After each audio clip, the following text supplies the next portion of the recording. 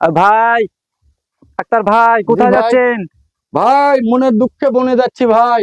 হ্যাঁ, কি হয়েছে ভাই আপনার? আর বলেন না ভাই, শুক্রবারের একদিন 7 দিনই কর্ম, 6 দিনই কর্ম করি, 7 দিনের একদিন ছুটি পাই, তা আবার বউ কয় এই করো সেই করো, বাজার করো, সদাই করো, এই করো সেই করো। ভাই এত ঝামেলা আর প্যারা ভাল লাগে না, তাই মনের দুঃখে জঙ্গলে চলে যাচ্ছি আমি।